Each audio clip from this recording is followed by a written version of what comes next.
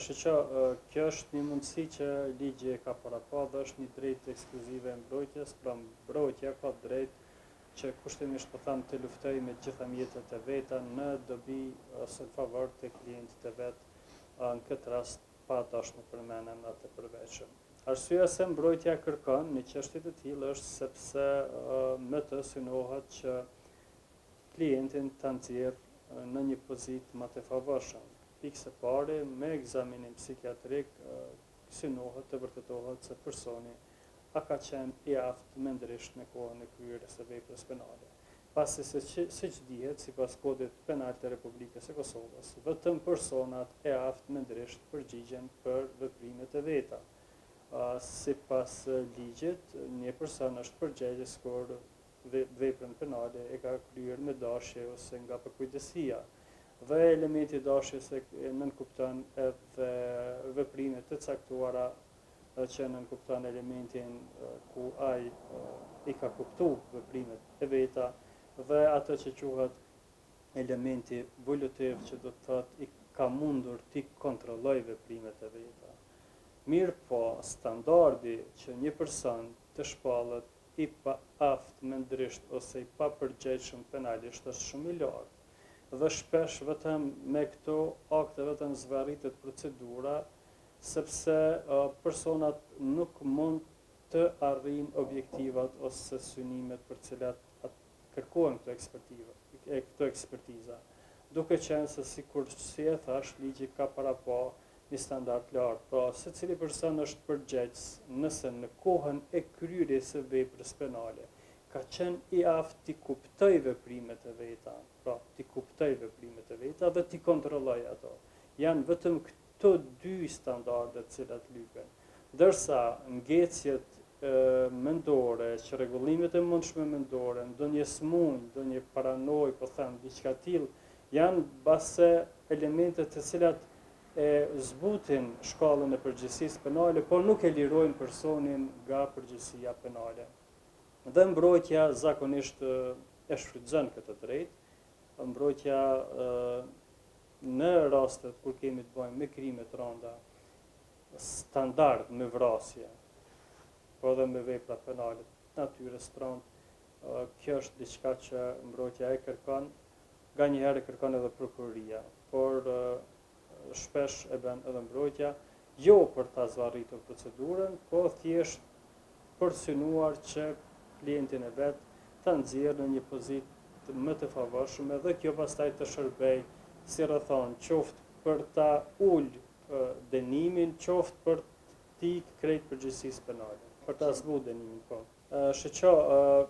në praktik kjo nuk ndodh, sepse në personi i cili ndaj të cilit kërkohet ekzaminim psikiatrik, ai dërgohet për disa ditë në psikiatrinë forenzike në Çekuke, ku mbahet në observim veshgim nga specialistët. Ekspertizën e kryejnë 3 specialistë të fushës dhe në seancë pasi të bëhet ekspertiza, siç e keni pa edhe në raste tjera, thirret eksperti ose mjeku kryesor, i cili e ka bën ekzaminimin psikiatrik dhe ai ka mundësi që t'i përgjigjet gjitha pyetjeve, dilemave, vërejtjeve që eventualisht mundet me pas prokurori, mbrojtja ose diçka tjetër. Mendoj që deri më tani nuk e di që ka dështuar ndonjë psikiatri, ndonjë ekspertizë psikiatrike këtij niveli, por gjithmonë mbrojtja e ka mundësinë që me kundërshtu, me kërku super ekspertizë dhe çështje të ngjashme, por varet prej trupit gjykues se sa është e rëndësishme dhe të nevojshme që të vazhdohet. Nëse një ekspertizë është mirë e arsyetuar, e mbështetur me fakte, me argumente, dhe nëse eksperti ka arritur që brenda seancës të arsyetojë mirë secilin konkludim, mendim që e ka dhënë ekspertiza, atëherë për gjykatën mund të jetë e qartë dhe kërkesat ose tendencat për të kërkuar një ekspertizë të re ose një super ekspertizë, atëherë mund të cilësohen vetëm si thjesht tentim për zvarritjen e procedurës ose çështje tjera.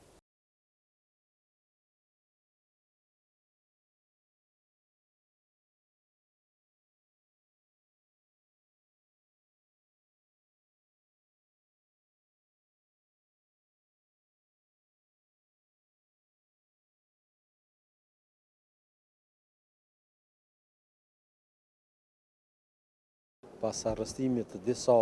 të dyshuara për spionazh, shumica prej tyre kërkojnë ekzaminim tek mjeku, qoftë psikiatrik, qoftë për arsye të ndryshme shëndetësore. Dhe dihet që të gjithë ata të cilët trajnohen dhe aftësohen për agent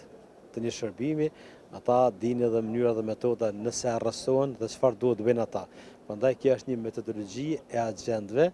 të cilët kur arrestohen përpiqen që të marrin kohë dhe të arsyetohen në mënyrë që lënda atyre të vjetrohet, të zbutet sa të pak. Prandaj kjo është një metodë e cila po përdoret edhe te disa të dyshuar për spionazh, të cilët po konsiderohen se janë agent të BIA-s serbe. Po patëm rastet e fundit pra për